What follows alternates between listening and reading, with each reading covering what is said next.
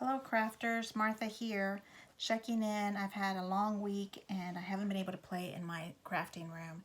So I finally sat down to start working on page 4 and 5 of the scrapbook event from Anna Griffin, Scrapbook Create event. So I added a twist to it. I used the same photo mats that she was having us use, but I twisted it up and kind of changed it up again. I added more matting here. I really am liking the dies that we used here, these little concentric simple dies.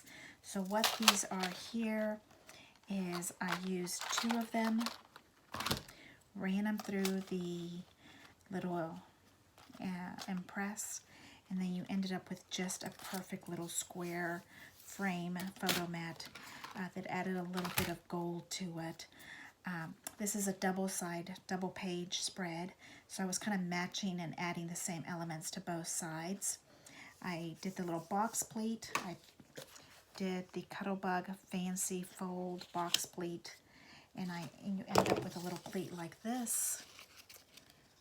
It's 1 inch, a quarter inch, 1 inch, a quarter inch. Very simple to do without the little embossing folder if you don't have one.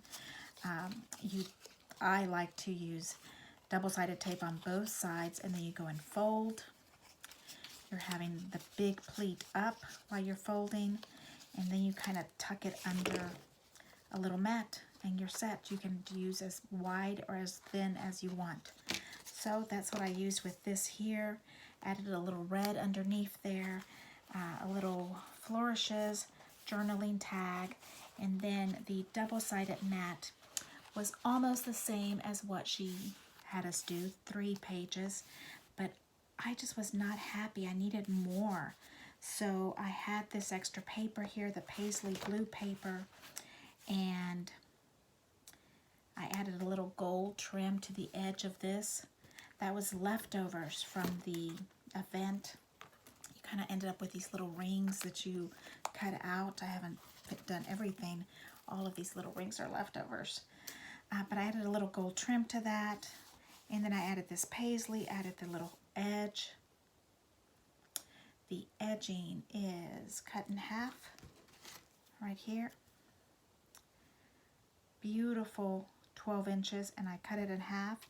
And then on the ends, you could miter them, but what I did is I just kind of blend them together, and then you glue them like so. Very easy to do. You kind of just find your spot. I use one of these little fleur-de-lis or kind of little fingers to kind of hold on to the other one. I used some wet glue right in between and kind of held it together, and then I did the same thing too all the way around. So, and then I always love to add a little trick to my little pages. Added a little red to kind of add this to pop.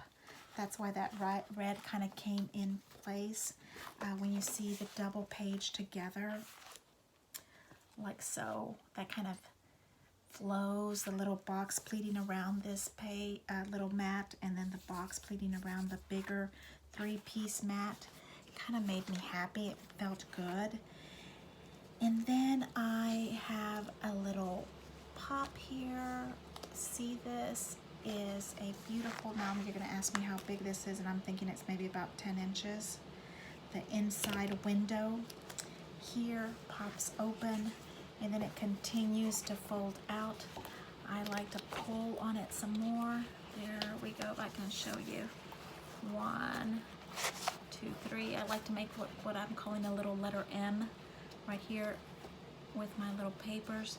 This is 1 10-pound of paper, nice heavyweight paper, so that it can really hold up. So I can put tons of pictures in here.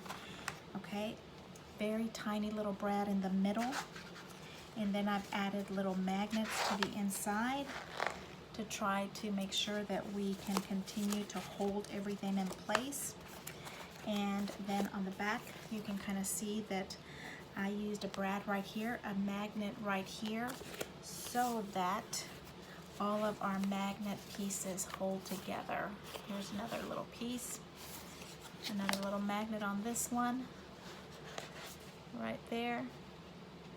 And then that brad in the center of this last page is 110 pound. And then I have some chipboard underneath here. Let's see if I can show you. I flip it over right there. That is a nice thick chipboard. And the reason for the little brad is so you can turn it. So if you decide that you want horizontal little pictures, you can do that. Or if you want vertical pictures, you can use vertical pictures. When you're doing this, what you need to remember is that all of your pop-up embellishments, because I love nice fat embellishments, they should be on this top part that flips or that turns, okay? So you can have that part turn, but this bottom piece wants to be flat, just like so, alrighty? So you can turn it,